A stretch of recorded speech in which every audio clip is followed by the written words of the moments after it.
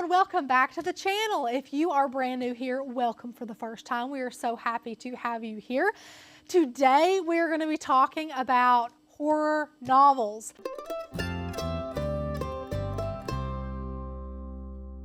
I read a lot of scary books.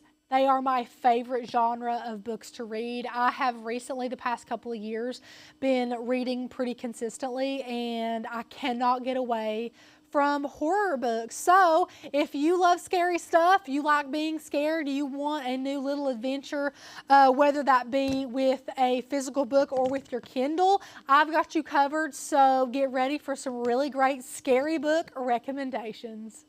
Okay, I have physical books, I have my Kindle, I have my laptop.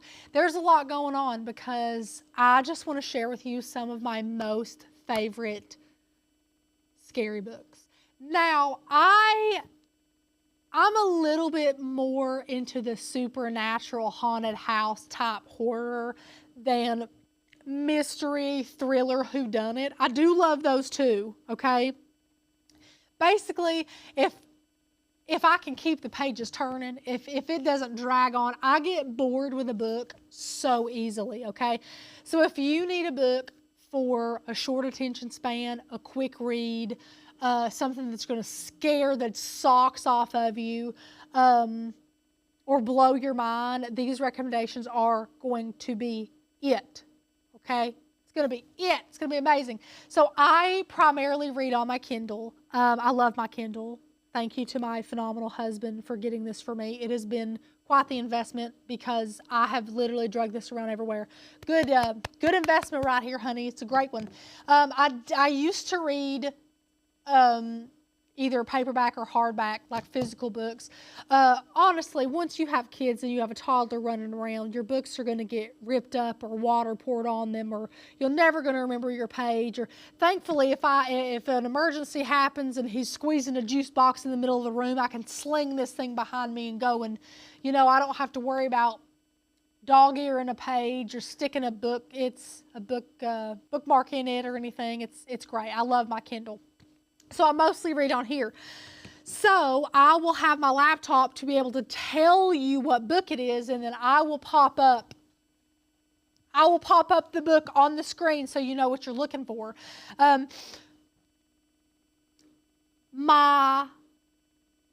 It's so hard. Honestly, these are a dead tie for me on my favorite horror books that I've read in the past year. Incidents Around the House and The Exorcist House are my two favorites. I'll have those on the screen for you to look at. I also really appreciate if a book is like 400 pages or less. I don't know why, because I'm fine if it's a long book, especially if it's keeping me going like that, but something like Stephen King's It, I'm not sure if you can see this honker of a book. This thing is like 1,200 pages. This thing is thick, okay? It took me forever to, even this one's pretty big. What was this one?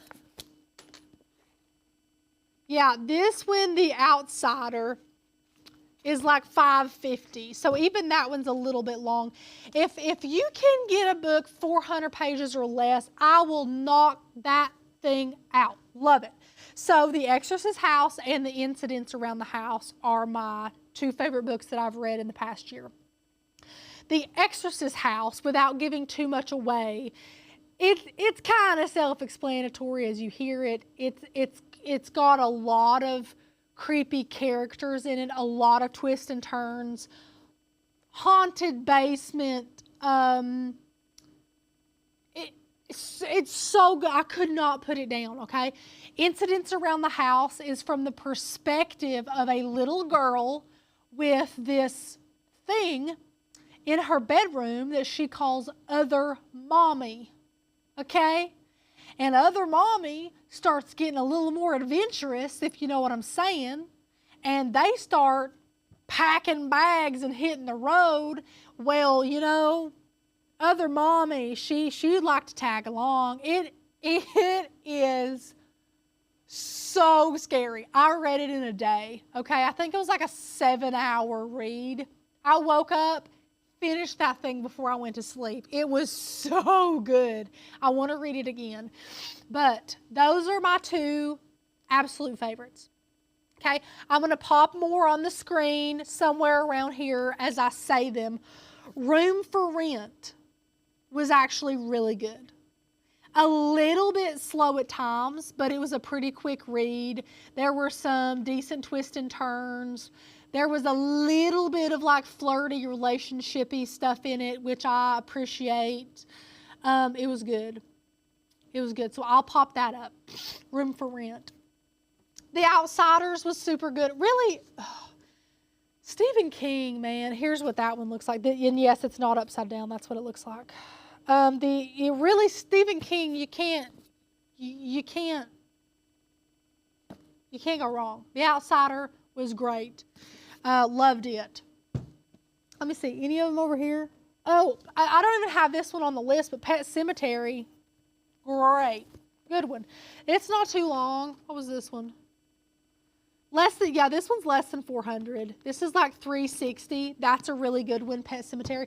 Honestly, I might start with Pet Sematary if you're like new to the genre of horror. That's a really good one. Stephen King, Misery. I have that one here too.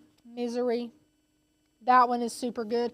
And of course, with not older, but with books that have been published for longer than a couple of years, there'll be reprints of like covers and stuff. So the covers might look different to what you can buy right now. They're still the same. Just make sure the author's the same. So really anything from Stephen King. What I absolutely adore about Stephen King is the way he writes is like at a 5th grade level. And I mean that in the highest compliment ever, okay? He doesn't throw humongous words in there that I'm having to look up my dictionary for, or look up on Google as I'm reading it. It's like the same energy it takes to watch a movie is the same energy to read a Stephen King book because they're so easy to read. I love it. I love it. That is said with the utmost respect for him and his craft. He can write a book, okay? Love Stephen King. Okay, We Used to Live Here. I'll pop that up here. That one was super good. It was also a quick read. It wasn't very long, and it was like a couple who move into this house, and then this family comes that used to live there, and you know what hits the fan, you know. Now, again, I kind of like the more supernaturally haunted house typey books. That's just me. Next up is The September House. I will put it up. September House. I laughed just as much as I was scared in this book. It is hilarious how desensitized the main character is. If you're looking for twists and turns, like edge of your seat, what's going to happen next, while also laughing and then being like, what? This book really lets your imagination, the way they describe the characters really lets your imagination kind of decide the details, which can be horrible if your imagination is a scary place, like mine can be, you know, with all the horror I've ingested with movies and TV shows and books and all that. But what a fun read it was. Like, so the house is haunted, okay? The ghosts it is crawling with ghosts, okay? This house is crawling with ghosts. And the main character doesn't even, like, turns a blind eye. Like, none of it even fade. Like, we're talking walls dripping blood, and the woman is like, I gotta clean that up later, I guess. Like, hilarious how desensitized she is because of how long she's lived there and how used to it she is. So as the reader, when we're introduced to all these characters, we're like shocked and confused and horrified, and it's like any old Wednesday to her. It's hilarious. One of the main ghosts keeps moving everything. So like she'll go upstairs to brush her teeth, and the sink is full of spoons from the kitchen, and she's like, what? It's funny and scary. It's the perfect combination. Way more scary than funny. It is not at all a comedy. It's actually on Goodreads, horror, thriller, paranormal, mystery, ghosts, mystery, thriller, all that. It has no mention of comedy. It wasn't created to be like a humorous book, but I love humor sprinkled in. I think that's why I like Stephen King's It and the movies so much too, is because there is comedy sprinkled in there. I do love when that happens. Okay, Hidden Pictures. I'll put it up. I'm going to shout out my friend Amber for recommending this to me. It's not the usual genre I gravitate to, but I really, really loved it. It's more like mystery, whodunit, whatever. And then there's a couple of twists and turns in there that I'm like, wait, what? And if you don't know me and the way my brain is wired, I really like to switch my brain off and just read, or switch my brain off and just watch a movie. I don't love to try and overanalyze and analyze all the plot points and trying to see if I can decide where the plot's going to go, or who's going to be the killer, or who's going to do this, or I don't try to figure out the plot in my head. I just like to sit back and watch it unfold, or sit back and read it. And if that's the type that you are, if that's how your brain is wired, this book is really good for just kind of sitting back and enjoying what you're reading, while also being like, holy cow, what did I just read? What did that say? Just good. It was a really good book. So thank you, Amber, for recommending that to me. The fun story, the first scary book I ever read was a Shivers book, and I have it. It's falling apart.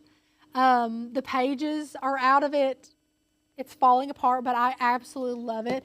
This is the 12th book in the Shivers collection, The Secret of Fern Island. I wanted to show that to you. This is what started my love of all things scary. Love it. Love it. It's a cute little book, especially if you have kiddos that are interested, but you don't want to scare the bejesus out of them. Haunting of Hill House, always good. Stephen King Holly, loved it. Scary Stories to Tell in the Dark. I watched the movie, haven't read that book yet. I'm a faker. I'm a phony. Yeah, the book I'm reading right now is Home Before Dark. I'll put that up. So good. So good. I'm like 55% of the way through it. Let me open this up. I'm like 55% of the way through it. Love it. I was going through my Kindle to make sure I haven't not told you guys about any of these. So this one, The Sundown Motel, I'm 52% through it. It's too slow for me. I don't know why it's too slow for me. It just is. I'll pop that up so you guys can see what it looks like. Also, just like Home, I'm 45% of the way through, and it's too slow for me. Like I said, if it doesn't hook me by 50%, I'm not staying for the other 50. I know that is bad, but it's true. I've also downloaded, I haven't read it yet, Kill for Me, Kill for You. I hear phenomenal things about that. And if you're anything like me, you will see repeated books in this video along with others that you watch that are similar, because that's just how it is. There's just going to be some overlapping of books because the genres. So what I did when I'm looking for a new book is I'll go on right here, just like you guys on YouTube, and look for recommendations, or TikTok or Instagram. And if I see like the same couple of books pop up in a bunch of videos, I'm like, okay, so the algorithm's fixing itself. I love horror books, so I probably need to, read all of these. So I gave you guys maybe like 6 or 10 really good recommendations. If you've read any of these and you love them, please comment below and tell me. If you've read any of these and you hate them, let me know that too. Like I said, The Exorcist House and Incidents Around the House are my 2 favorite books that I've read in the past year. If you want to be scared poopless, if you want to sit on the edge of your seat, if you want to read this in broad daylight, hopefully with a house full of people, read those 2 books. They are great. I love them. Let me know down below if you have any other book recommendations that you would like to hear. I know that Becca and Anna will love to come and do a video like this Definitely not about horror novels because they do not read horror novels, but I sure do love them. Thank you so much. Subscribe down below. It is a great free way to support our journey here, what we're doing at Oak and Lamb. And join us back here for another video another day. Bye, guys.